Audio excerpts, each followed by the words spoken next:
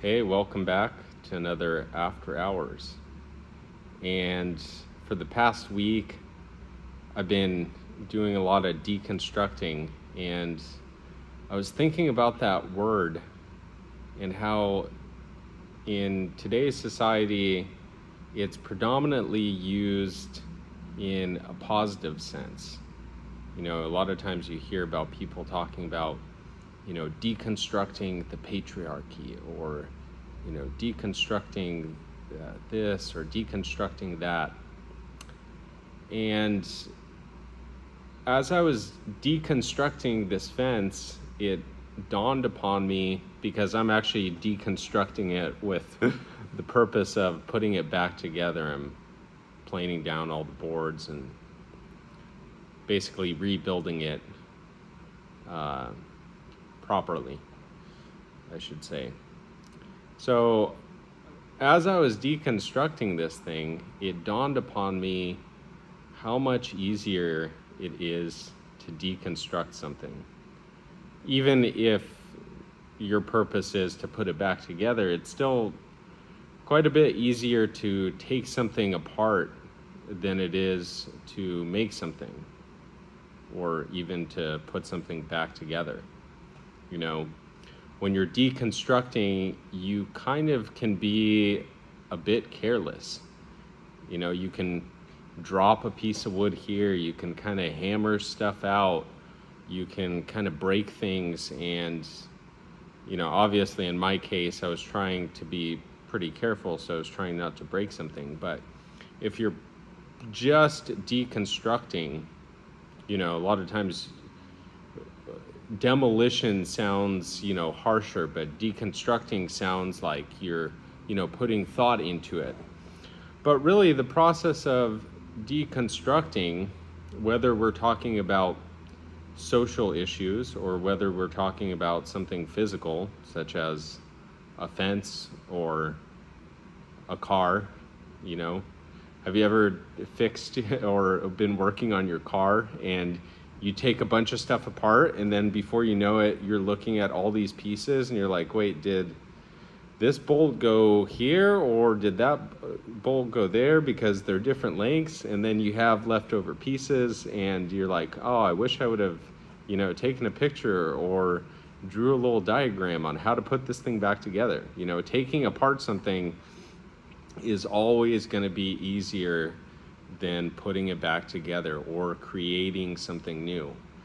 And, as I was kind of thinking about this word deconstruction, I was listening to another lecture where, the Greek root of the word art actually means to put something together orderly, in an orderly way or rightly. And, in the medieval times when you had artisans, it was people who, crafted something. An artisan was a builder, a maker. And, in today's society, we think of art as, more relegated to, painting and, maybe photography or drawing. We don't necessarily look at, people, we don't have as much of a culture around, sculptors or, artisans. If anything, I would say, people that actually make things with their hands are kind of relegated into this, lower class of people. And it's kind of the people who are, sitting behind the computer for whatever reason is elevated into this class that is, somehow above the class that is actually, making the things. And a lot of that has to do obviously with, the streamlining, production methods, and basically the movement away from artisanship into, a society that's predominantly based on production. We don't really build or make the types of buildings that we used to make. And this is also kind of one of those things I've been thinking about.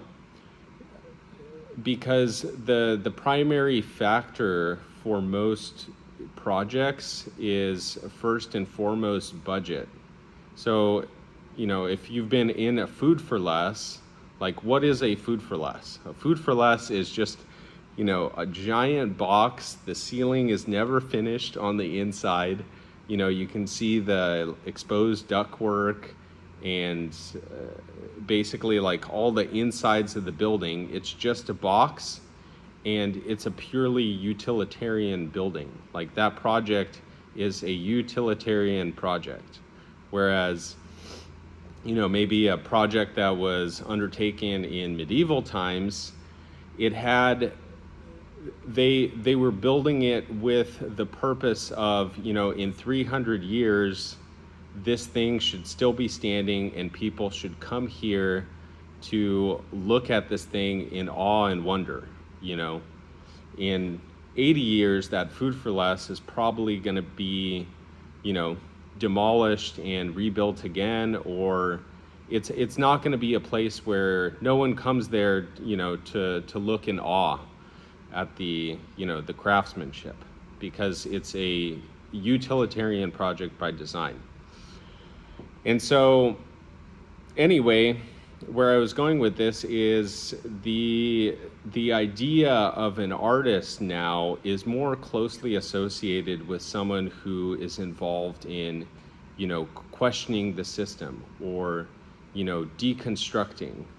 And, Banksy kind of comes to mind, and I actually think he's a great artist, but it's one of those things, and I think there's a place for it. And I would say, modern art is probably, the worst of the deconstruction type of art, because it's literally kind of the antithesis of art. If you look at some of the installations of, modern art and compare that to, the skill of an actual artisan, 300, 400 years ago, it's just, there is no comparison.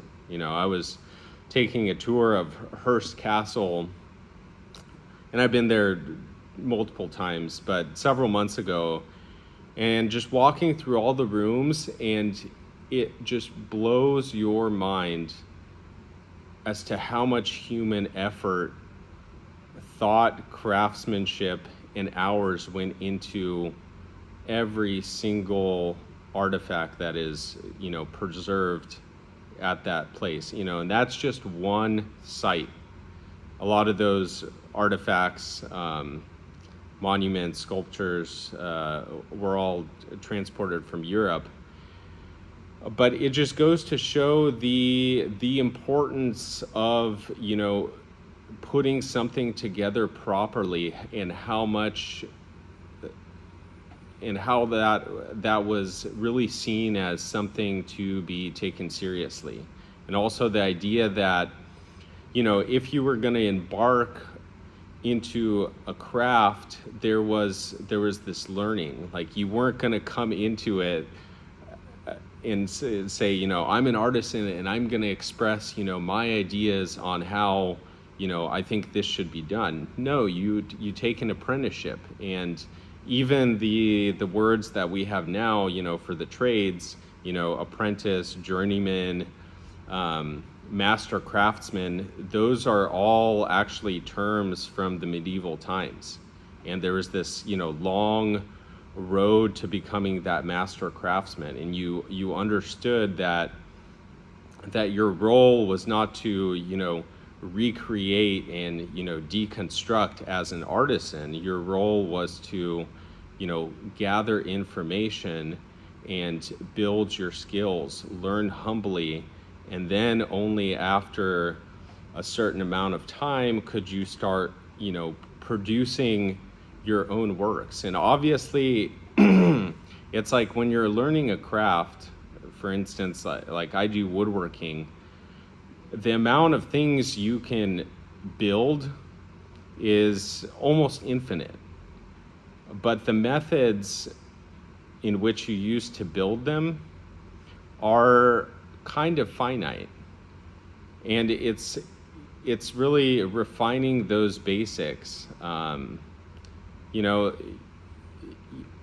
and I feel like woodworking is a good example of one of those crafts that you can be really creative in terms of your end product, but there's just certain things that you can't do. Like you can't use, you can't glue butt joints together and make long-lasting furniture. Like, sure, there's exceptions to that rule, and someone's going to say, oh, but you can do it this way. But as a rule, you can't really do that.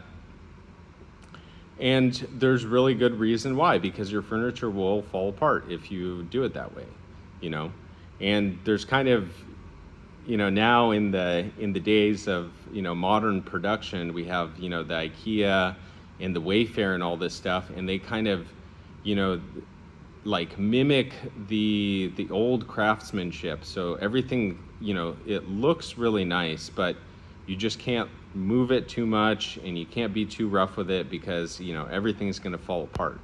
So it doesn't have that longevity to it as something that is built with the traditional techniques that an artisan of several hundred years ago would have used. No one would have dreamed of building furniture like Wayfair does 200 years ago. And not because they didn't have the engineering mind to, have the little twist lock screws in there. It's because even if you showed it to them, they would simply feel it and say, well, why in heavens would I ever build something that's, gonna fall apart if I move it? It just, that whole idea of, well, you can just buy another one in, 2 years or 5 years or whatever, wouldn't really cross their mind. So anyway, just some thoughts on deconstruction, art, artisans, and just food for thought that it's always much easier to deconstruct something than it is to actually build and make something, and build and make something that lasts a very long time.